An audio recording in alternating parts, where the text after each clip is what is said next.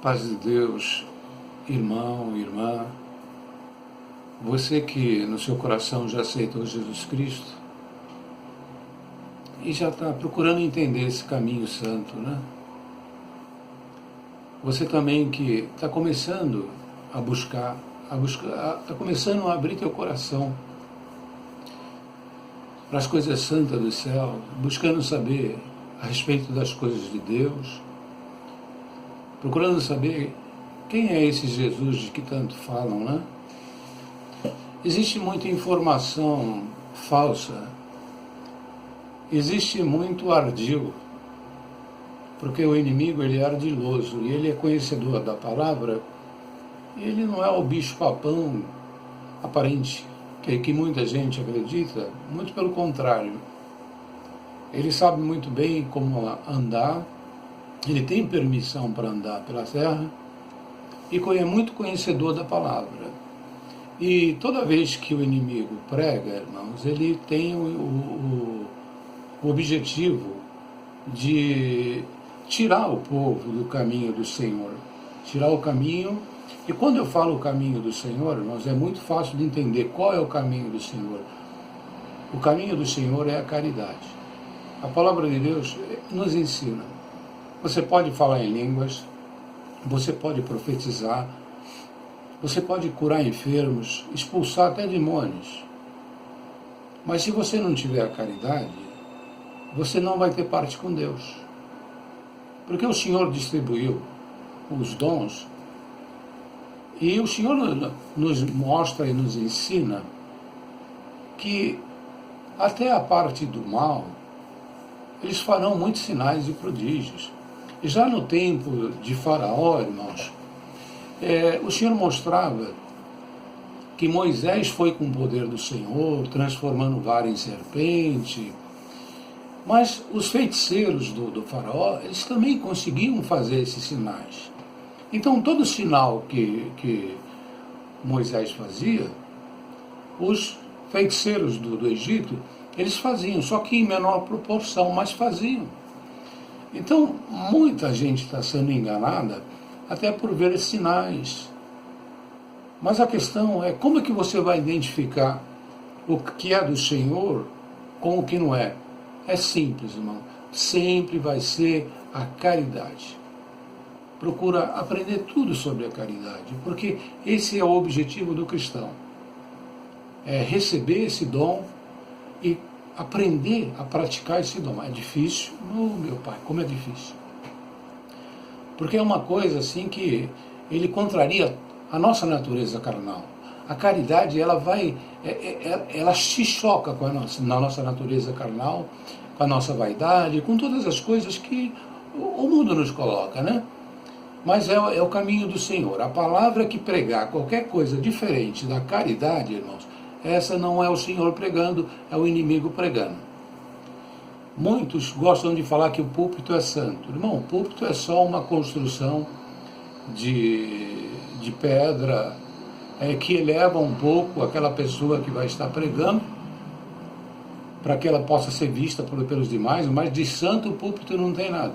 O santo dos santos foi destruído lá no tempo do Senhor Jesus. No dia que o Senhor Jesus foi crucificado, o santo do santo, o véu se rasgou, acabou isso. Não tem púlpito santo. No mesmo púlpito que o Espírito de Deus prega, o espírito maligno também prega. É assustador para muitos, né, irmãos? É assustador, mas eu não fui chamado para enganar ninguém. Eu fui chamado para pregar a verdade, irmãos. Bendito é o nome santo do Senhor. Aquele que não resistir à verdade vai se escandalizar. Mas é assim, o Senhor Jesus, ele veio para trazer a verdade, né? Então, irmãos, nós temos que ter em mente que muitas coisas acontecem porque são permissão de Deus. Nós não estamos andando no céu, por enquanto não. Então, irmãos, o assunto do vídeo de hoje é para dizer para vocês que Judas está na igreja. Judas anda no meio do Espírito, né? Porque antigamente o Senhor escolheu um homem. E era assim. Assim como foi Jezebel, uma mulher carregada de um espírito maligno, terrível, mas por permissão de Deus. Assim também Jesus Cristo, quando estava escolhendo os apóstolos, ele escolheu um deles com esse espírito maligno, o espírito da traição, da ganância. E Judas, ele era controlador, ele queria controlar a bolsa do dinheiro, ele era ganancioso, ele também era traidor. E esse espírito, ele foi para junto da igreja de Cristo, porque quando Cristo veio, ele já instituiu a igreja, irmãos. Ele já começou a separar apóstolos, discípulos, né? Apóstolos, irmão, foram só aqueles, os 12. Ninguém, após aqueles, foram apóstolos de Cristo, por mais que o homem venha se intitular. Isso é soberba do homem se colocar na posição de apóstolo. Até Paulo, irmãos, nosso irmão Paulo, ele a princípio, no início do caminho dele, ele falava: eu não sou menor do que nenhum dos apóstolos, ou seja, ele se colocava no patamar. Mais à frente, ele foi crescendo espiritualmente, então Paulo falou assim: eu sou o menor dos apóstolos. Agora, quando ele realmente ficou totalmente no espírito, ele falou assim: eu não sou digno de ser chamado de apóstolo. Maravilhoso, né, irmãos?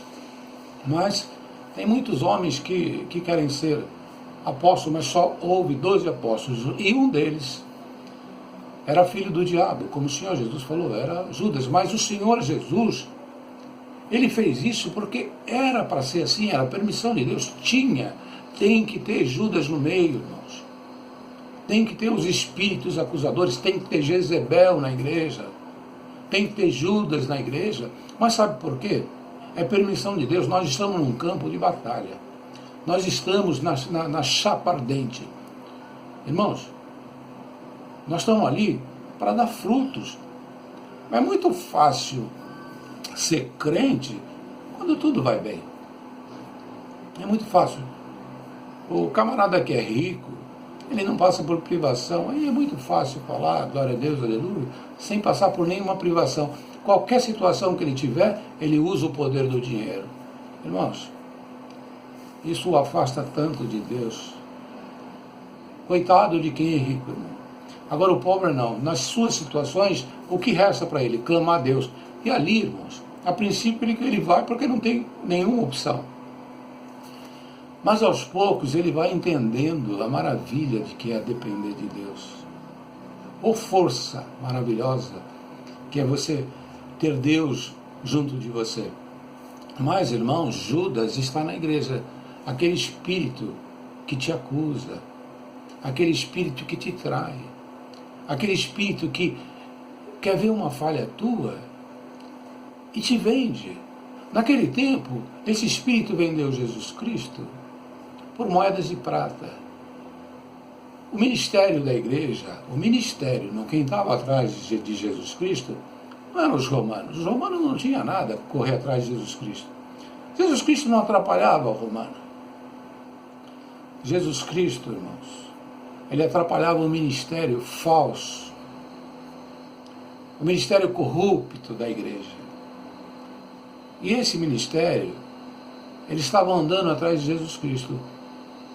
Judas, sendo um apóstolo do Senhor Jesus, ele deve ter pensado para ele: pô, a igreja vai, qualquer hora ela vai pegar Jesus, né? Mas deixa eu encher a bolsa aqui de mais prata. Eu vou lá e vou dizer onde é que ele está. E depois chegar lá ele se vira. Não importa. Eu não creio que Judas queria matar Jesus. Tanto eu não creio que Judas queria que Jesus fosse morto, que quando ele viu o que aconteceu da ação dele, quando ele viu que Jesus Cristo foi crucificado e morto, ele não suportou o peso da culpa, irmãos. Ele não aproveitou mais moeda, não aproveitou nada. Ele se matou. Ou seja, o espírito que está dentro da igreja, esse espírito de Judas, ele não tem amor, irmãos. Ele não tem caridade. Então, se ele vê um irmão, né, de short, ele corre lá no ministério. Olha só. Olha a semelhança. Quando ele vê, ele está na igreja, ele está junto de você, aí quando ele vê um irmão lá andando de short, ele corre no ministério, ele já começa a falar, olha, ele já entrega. Se ele vê uma irmã numa situação delicada, ao invés de orar, porque não tem caridade, é o espírito de Judas, ele corre para o ministério falar. E quando ele encontra lá esse ministério está buscando, sem dó. Ele quer matar. Ele chama, ele pisa em cima, ele usa de um direito que ele não tem, ele destrói. Quantos foram crucificados por causa do espírito de Judas que está na igreja, irmãos? E esse espírito é terrível, mas é permissão de Deus. É permissão de Deus. Muitos encontraram o Senhor, irmãos, só depois que foram expulsos da igreja. Muitos. E muitos ainda vão encontrar. Agora, o Senhor permitiu e escolheu que esse espírito tivesse. Então, o espírito de Judas também está na igreja e é permissão de Deus.